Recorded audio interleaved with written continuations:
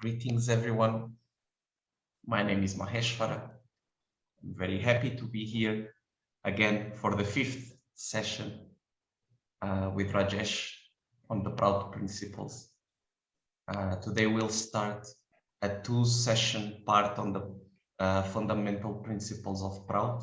So principles from 11th to 16. I will let Rajesh explain why they're called the fundamental principles, because I'm not sure why. So yeah, I will let him start. Thank you very much, Rajesh, for your work and efforts. Namaskar to everyone. And in today's session, we are going to discuss the fundamental principles of Prout. Most likely, we will discuss either one principle, and if time permits, we might go for two. So best possibilities for one or two sutras or principles only for today.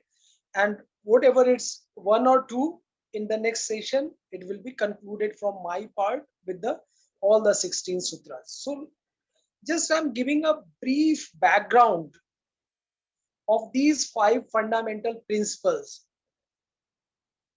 These 5 fundamental principles first published in a book called Idea and Ideology, and the last chapter was named the Cosmic Brotherhood.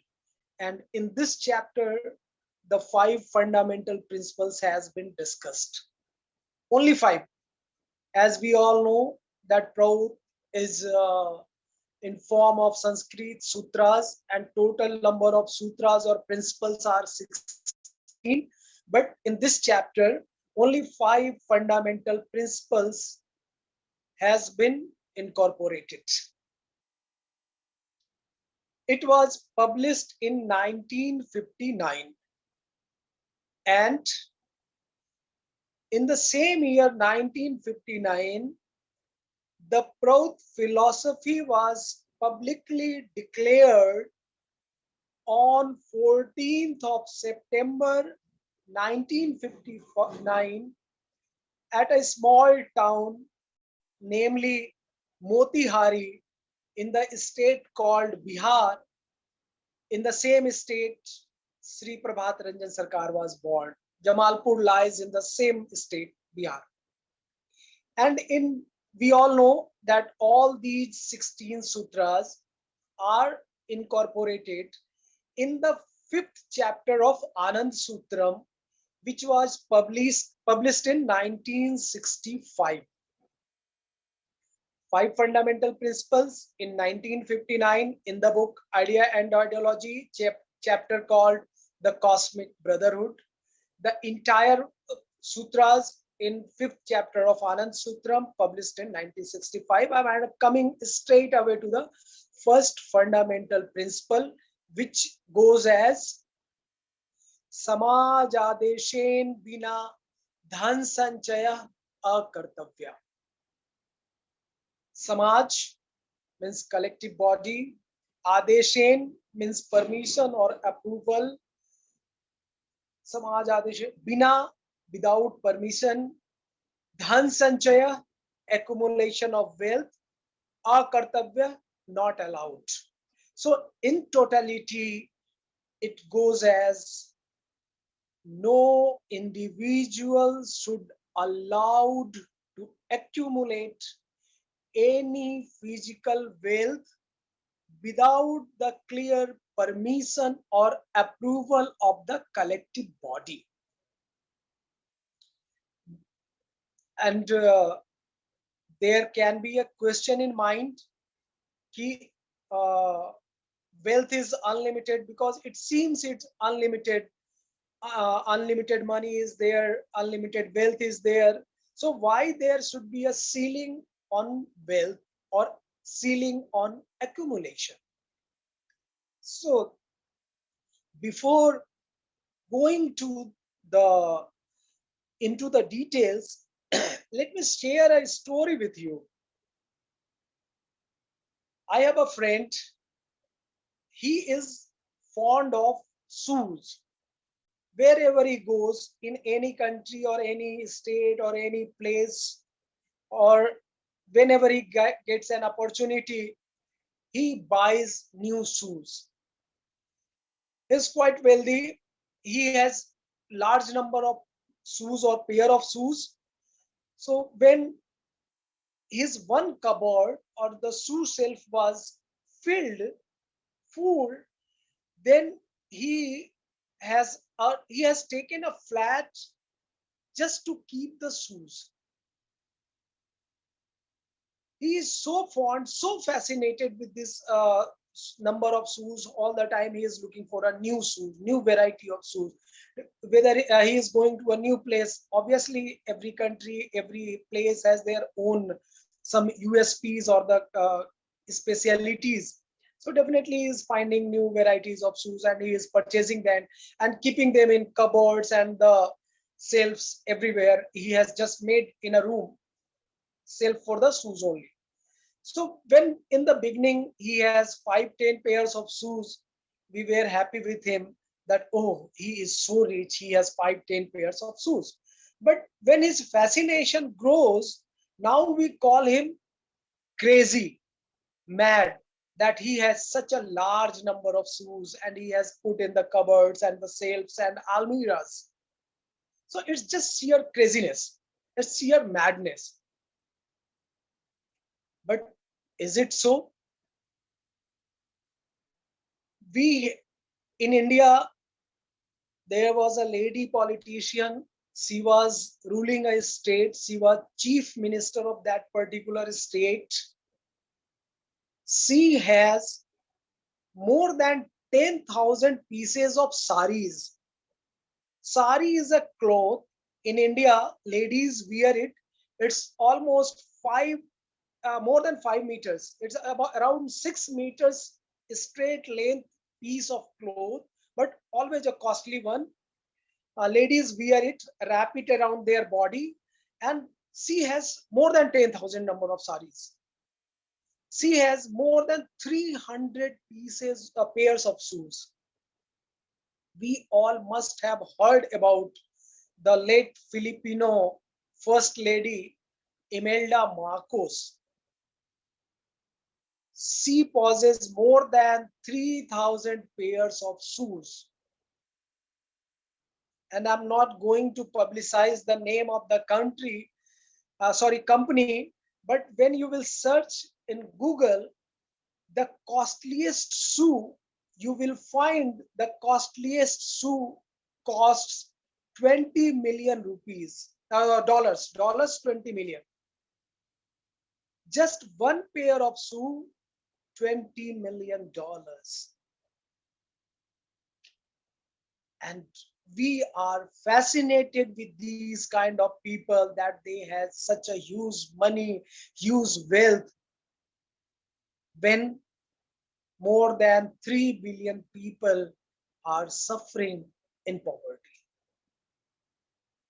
So when a person keeps 300, 400 pairs of shoes, we call him crazy, we call them mad.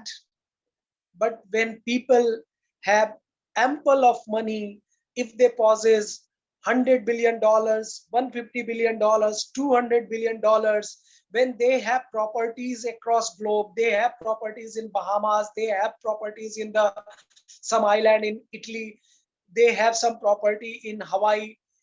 So we call them role models. They are placed on the magazines like Time and Forbes, and they are presented before us like the role models. But are they? Just I am sharing some data that will open your mind or change your perception that money is unlimited. Money is not unlimited. It is countable. Whatever the figure is, how much money all across world is, but it's countable. Any countries or every country's central bank is aware that how much currency is in market, in their market. What is the denomination of the currency and what is the number of currency, how much figure that a certain denomination currency is in the market. So it's countable. In India, we know we can go to the Reserve Bank of India, which is central bank for India. We can easily get how many denominations are there for the currency and what number of notes currencies are in the market. So it's not unlimited. When it's not unlimited, let me share some more data with you. In 2018, Oxfam International released data in January.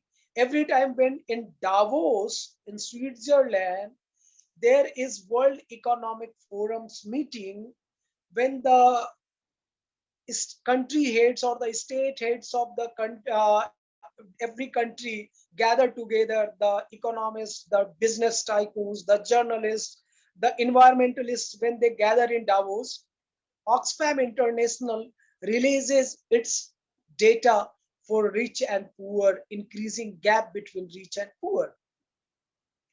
2018 data says that 8% 8 individuals' wealth, just 8 individuals' wealth is equivalent to the wealth of 50% poor people of the globe.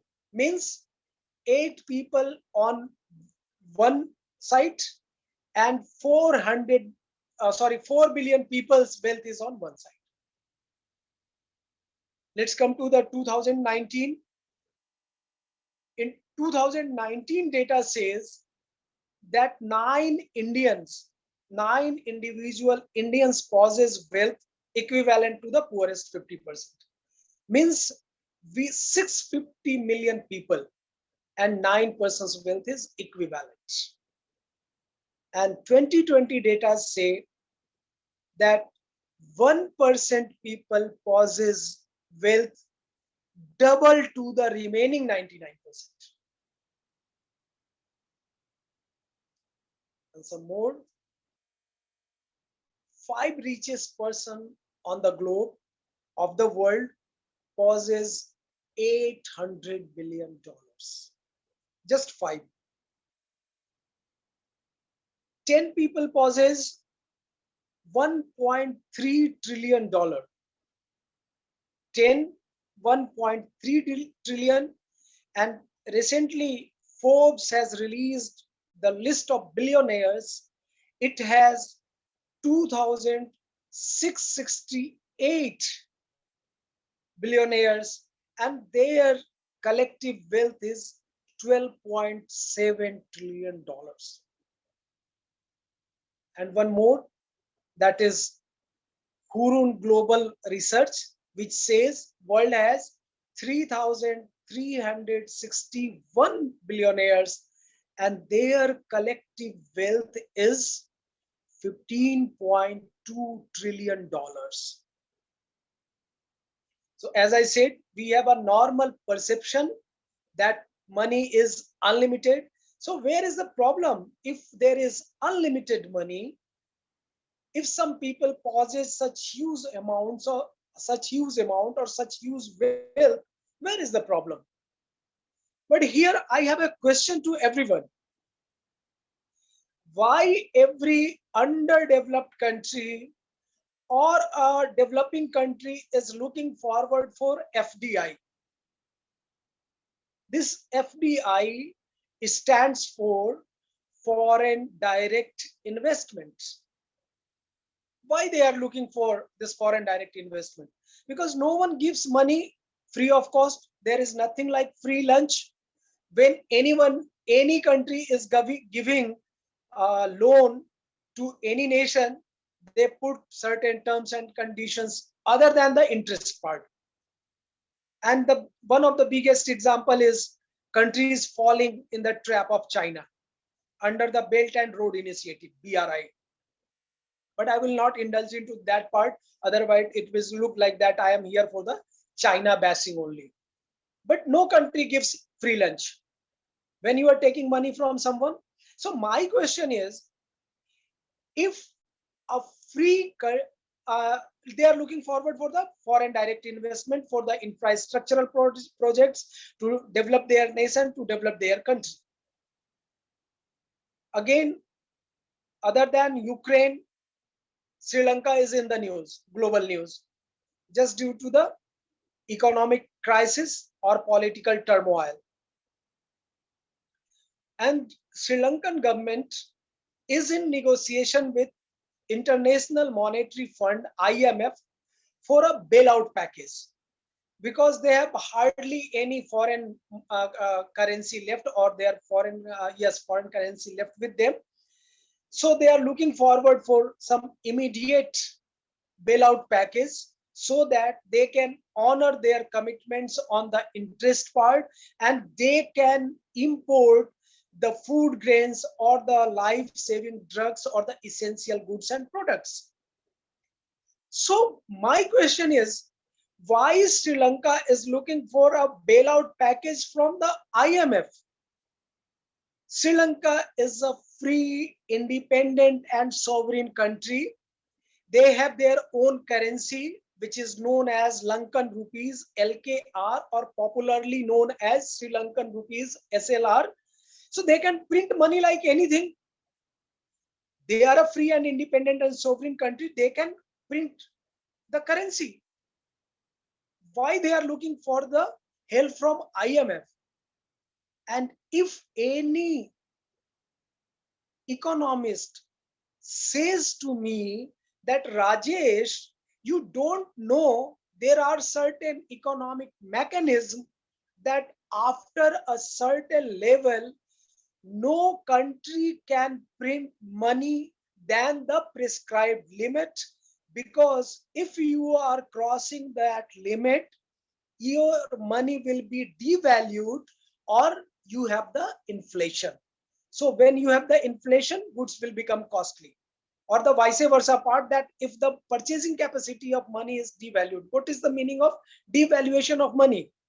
The inherent purchasing capacity part got decreased. So my point is, if a country is not allowed to print their own currency after a certain limit, how any individual can be allowed to accumulate such kind of money or the wealth? This $200 billion or some $150 billion, 10 people are possessing $1.3 trillion, how they can be allowed?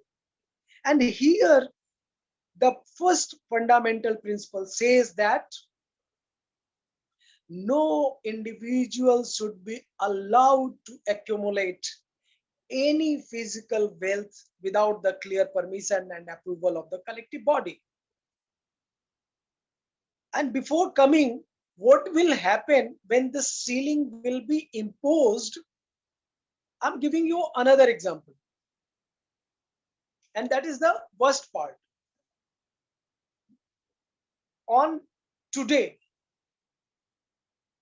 Elon Musk, his personal wealth is $270 billion. And we all know he has purchased Twitter for $44 billion. What is going to happen? Is Elon Musk is going to pay this $44 billion from his own $270 billion? No. He will go to the financial institutions and they will happily pay, because they know that if we are giving money to the Tesla or the Elon Musk, this money will be returned with the interest part. So this is the worst part, that wealth is there, but that is not part of the economy. These wealthiest people have the money or the wealth, but this money is not part of the economy. Having $270 billion, he will not pay to the Twitter from his own pocket. He will borrow from the financial institutions. So this is making things more complicated. This is bringing world at the threshold of recession. Even I would like to remind all of you that on 27th of March 2020, the managing director of IMF, Kristalina Georgieva, has already been declared that world has entered into the phase of recession. So whoever thinks that money is sorry unlimited, this is not unlimited. There is a limitation to every country to print their own currency, even though they are a free and sovereign country. So Prout that says that no individual should be allowed. And when this ceiling will be placed, will be used in practicality, what will happen? This accumulated wealth or money will become the part of the economy. In every country has their own Elon Musk, Jeff Bezos, and the Warren Buffett. They have their own billionaires. They are having such large money with them, but that is not part of the economy. When the ceiling will be placed on them, this money will become part of the economy. And when every country has this number of amount with them, they can go for multiple infrastructural projects, multiple educational institutions, universities, hospitals. They can modify or revamp their health services, anything they can do, because no country is able to do. They have the scars of the money. But when they have their own money, own currency, this has not been borrowed from the on the terms of World Bank or the IMF or any company or any nation. They are free to utilize their money as per their choice or their requirement. So when this first fundamental principle is practically in place, every country's economy will start growing. The multiple infrastructural projects and developmental activities will take place. And when the infrastructural projects are there, developmental projects are there, when the new factories are coming up, people will get jobs, they will get employment, or they will get involved into the work. Because whenever a factory comes up, many additional jobs are there. Like suppose if you are a car company is coming there, so car company is not making all the things. Some other company is making tires, some other company is making gearbox, some other company is making something, the accessories of the car required for the car. So multiple works starts. It's a chain reaction. People get job, they get involved with the work, and this translates into the money. When you are working, you will get some money. Money gives you the purchasing capacity. When you have the purchasing capacity, you will buy the products. When you will buy the products, the economy will get stronger and stronger. When there will be more demand, there will be more production. When there will be more production, more people will get involved in the engaged in the job or in the work. So in this way, the people will thrive, the economy will become vibrant, the economy will become stronger. And when the economy is stronger, vibrant, everyone's life will become more comfortable, more prosperous than this capitalistic, existing capitalistic structure, which promotes that unlimited accumulation of wealth, which is the root cause of looming recession, or as Kristalina Georgieva said, that we have entered into the phase of recession. So this is the very first fundamental principle, which says, again, I'm concluding with the sutra. This is, no individual should allow to accumulate any physical wealth without the clear permission and approval of the collective body. And here I would like to, sorry, two things. Clear permission and approval means there might a possibility that collective body will allow everyone to hold some physical wealth. There will be some kind of limitation or something. And if people are looking for more, as we discussed in the 10th sutra, that is atiriktam pradatavyam, surplus will be given to the meritorious people on the basis of their or the degree of their merit. So if we have to give something extra to the meritorious people, it requires the approval or permission of the collective body. And here we need to remember or remind that this is not government, collective body. This collective body will be a local collective body. How it will be formed, this can be discussed later on, some another chapter, another session, when it will be part of that syllabus. This will be discussed, but this is not the government which will decide or will give the approval or permission. This is the collective body which will give the permission and approval. And so should we wind up with this one sutra only, or you suggest to go for the second sutra as well? Brother Maheshwara, it's half an hour. So are you suggesting I should go for the second sutra, or should I take the questions? I think we can go. How long would the second sutra go for? It will take, I think, 10-15 minutes. Maybe we can go for the second sutra. And maybe we can also take the question from Didi Uttama. She has her hand up. Agreed. Agreed. Yeah, so thank you. Coming to the next sutra, which is in sequence, sutra number 13th. It says, Sthul Suksh Karneshu Charmopayoga Prakartavya Vichar Samarthit Vantancha. There should be maximum utilization of mundane, supramundane, and spiritual or causal potentials of the universe.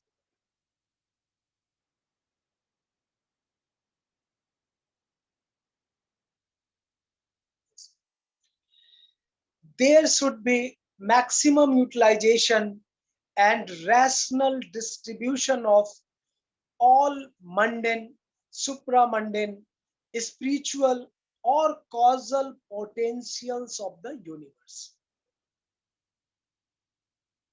So let's discuss with the words. Sthul. Sthul means mundane.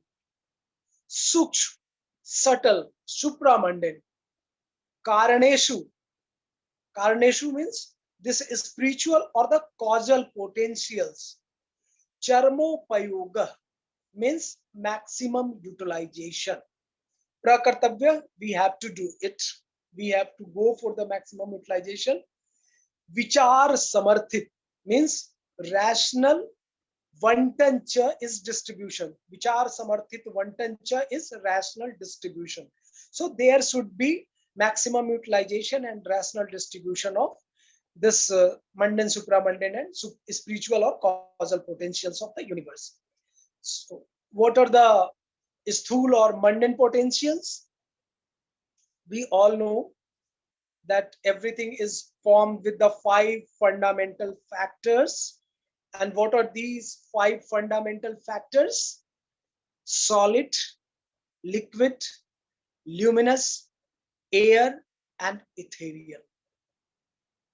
Solid stands for earth. Liquid for water, sea, the oceans, the rivers.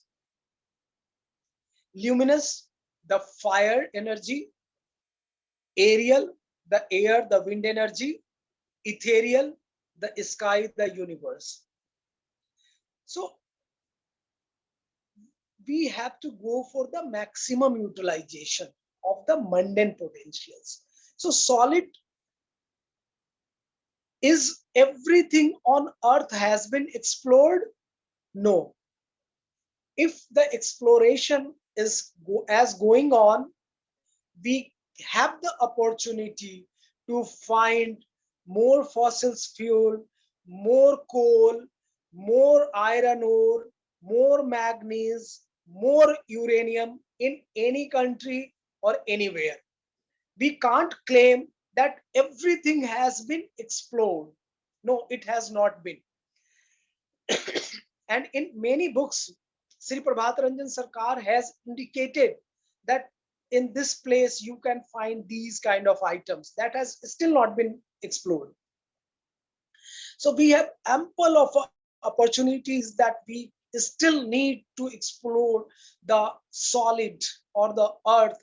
And as we are going to get more fossil fuel, more iron ores, more carbon, more zinc, more manganese, more uranium, other ores. So definitely it is going to help in development of the human society. The liquid part, that is, as I said, sea, oceans, rivers, hydro energy is one example. And still the entire potentials of hydro energy, hydropower has not been utilized. In many places, still the dams can be built and we can generate the hydro energy or hydropower from there. In many books, Sri Prabhataranjan Sarkar has indicated that beneath the sea and oceans, many things are lying untouched, which can help immensely in the development of the human society. So that is still unexplored. We might make food from getting some uh, sea food or something from that very nutritious food for human beings or the humankind. That can be. So this is the liquid part. Luminous, as I said, this is the fire energy. When coal is burned, it translates or converted into the electrical energy. We know that still many machines and the heavy industries are running on this fire. The furnaces are working on the philosophy or with the support and help of the fire. So this is the luminous part. The aerial, just 30-40 years back, we haven't visualized or dreamed about, or the some 50 years back, we haven't visualized about getting power energy from the air. But now we have windmills, we are getting power energy from the air. So this is the air part. Ethereal, the sky, the universe, it's still unexplored, as we haven't explored earth completely, sea and ocean. So let's forget about the universe. We, as some experiments or some visits on Mars says that we can find many valuable things, or we can live. The atmosphere or the climate or the environment is like that. There is air, there is ice, so we can survive on Mars. So still this ethereal part is also need to explore. And so these are the mundane potentials. Now coming to the supramundane, the subtle part. Personally, I feel that it's difficult to a bit define, but let me give some examples, or let me share some examples with you. So it might clear to you that, oh, these things are called the supramundane potentials. Like telepathy, as I was thinking about Brother Maheshwara, and there was a psychic longing that, oh, it's too long, I haven't talked to the Brother Maheshwara, so I should talk to him. But whether it's night, whether he is sleeping or not, should I call him or not? And suddenly my mobile rings and I visualize that, oh my God, it's Brother Maheshwara's call. I haven't say anything to him. There was no conversation with him. It was just happening inside me only, in my mind only. And suddenly I'm getting call from Brother Maheshwara. This is telepathy. So these parapsychological potentials can be defined as the supramundane potentials.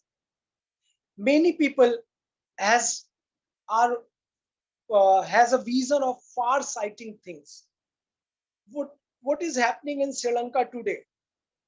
We might unable to know how the things are going to take turn in Sri Lanka, or today is the 80th day of conflict between Russia and Ukraine. So what will happen in Ukraine next? Are we heading towards the third world war? We might not able to judge, but some people who have a clairvoyance, have a far-sighted vision, they can visualize that this kind of scenario can be possible. These are the possibilities. So again, it's an example of this parapsychological or supramundane potentials. Premonition. Sometimes we have a feeling or we have a sense, which we call it the sixth sense or something, that you have an inner feeling that something is going to happen. What will happen? You might don't know. As you don't know what is going to happen, you don't have any opportunity for any preparedness that you should prepare for that situation or scenario. But you have a sense of feeling that something is going to happen. That again a supramundane potential. And one thing is precognition. Many people are blessed or fortunate that they can visualize or see the future. What will happen in the future, they are able to get a glimpse of that. And one example will establish what I am willing to convey, this precognition part. We should take the example just 550 years back in France. There was a person called Michel de Notre Dame, which is popularly known as Nostradamus. He had some prophecies some 550 years back when there was this paper currency was not in printing. No one has visualized, but in the Nostradamus prophecies, you will find the mention of this paper currency. So he has many prophecies are there, and these prophecies are taking place after 550 years. So this is precognition. So this kind of potentials can be utilized for the welfare of mankind. This should not be utilized for one's individual sake, because the entire Prout philosophy is based on the feeling of welfare of all.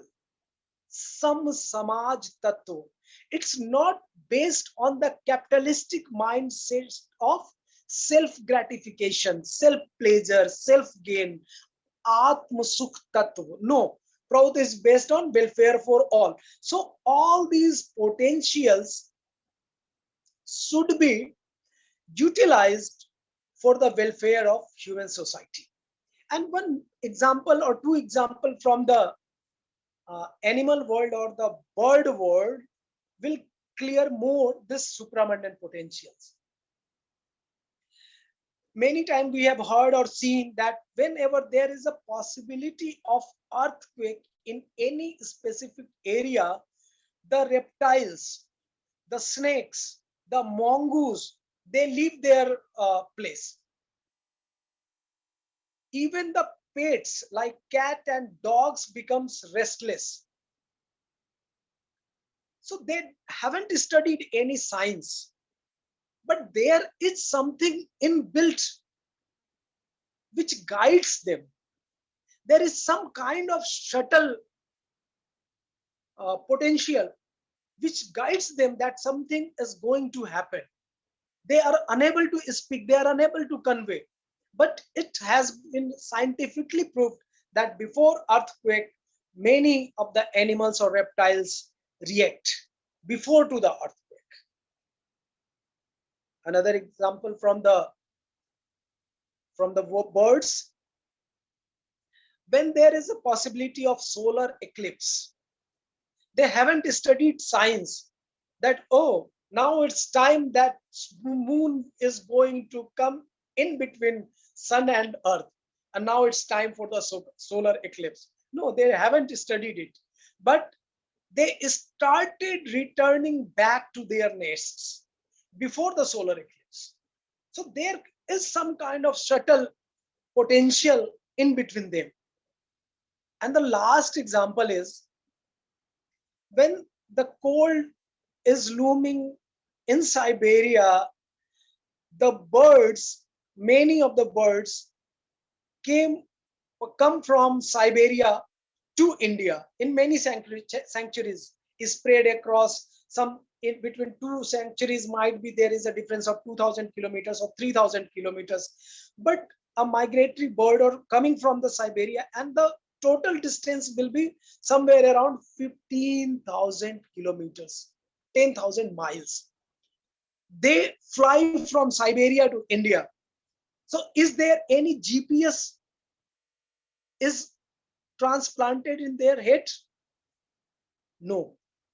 There is no GPS transplanted into the heads of Siberian cranes or the flamingos, those who are coming to India or going to some another place, but they have certain sense of knowledge or certain potential which guides them to come to that specific sanctuary only. Every year they come to that place, and when the summers arrives, they return back to the Siberia. There is no GPS transplanted.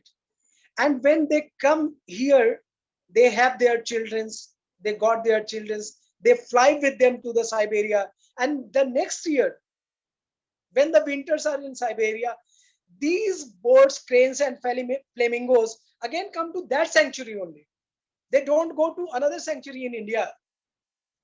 So these are the examples of supra-mundane potentials, and these kind of potentials must be utilized for the welfare of all.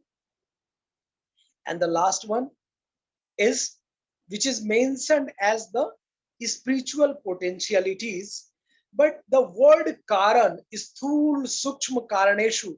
Karan is actually is the causal potential. Again, it's a bit difficult to define with any specific definition of causal potentials, but let me share some example with you, might clear the conception of causal potentials. And what are the examples? Suppose I'm going to market, local market, and I'm thinking something serious is lingering in my mind, and I'm not just giving attention to the road traffic, what is happening. Or suppose I'm on my mobile, I'm just engrossed in my talking, and I haven't seen what the vehicular movements are. Suddenly I saw that a speeding car is coming towards me, and within fraction of seconds I jumped to a side.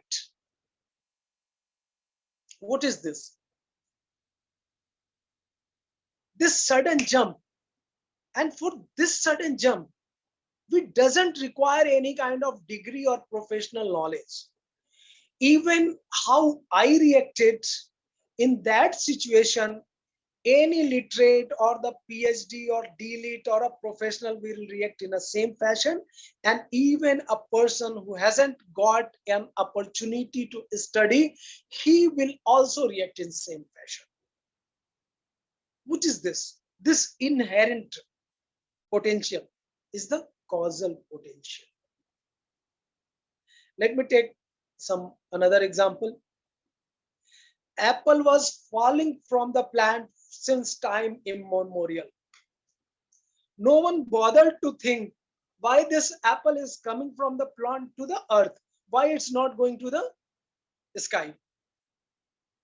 Newton, when he was in garden, he saw it and then suddenly strike to his mind. Why this apple fell onto the earth? Why not into the sky? Why not into the air? Which led to the theory of gravitational force. He was not experimenting in the any laboratory. He was in the garden. But as I said, something subtle, something supramundane, something very subtle is there in our mind that need to explore. We need to explore more and more. And when we will go to the fourth chapter, quadridimensional economics chapter, presently economics has only two branches, which is general economics and the commercial economics. Sri Prabhat Ranjan Sarkar has added two more chapters or two more part to it, that is people's economy and the psycho-economy. In psycho-economy, he says that a time will come that people will be spiritually elevated and their intellect information will be too high. They will be intuitive. They have intuition. They will find the solution to any of the problem. It will not take more time to them. This will happen in future. So these things are already in our mind, inbuilt under us. This need to be explored. And with the last example of the causal potential, it will clear your conception about the causal potentials. And we must have heard, we all have learned and heard about the story of Eureka, Eureka. What happened? Archimedes was taking bath in a bathtub and suddenly he realized why he is floating in water, which led to the invention of the law of displacement. What this law of displacement says, that a product, a good or anything will float on water or it will dive into the water or just sank into the water. This will decided by the law of displacement. And it happened just by chance. This is the causal. He was just in bathtub and suddenly he realized. These are the examples of causal potentials. So I think now it's clear to everyone what are the mundane potentials, what are the supramundane potentials, and what are the causal potentials. Now it's clear to everyone. And let me conclude with the word of the sutras, that is maximum utilization for the welfare of everyone and the rational distribution. What is the rational distribution? Means minimum minimum requirement should be guaranteed to all. Everyone's minimum requirement should be guaranteed. Surplus will be given to the meritorious people. And if some physically challenged or the old people or the people, those who are unable to work, we have to take care of them as they are also part of our human society. So these potentials, these wealth should be rationally distributed, which clearly demarcates Prout from the communism philosophy. Communism believes in equal distribution, when Sri Prabhat Ranjan Sarkar is very categorical in saying the rational distribution. He has given or taught us the methodology of rational distribution, who will get what. And with these words, I conclude today's session, and I welcome the questions, if any.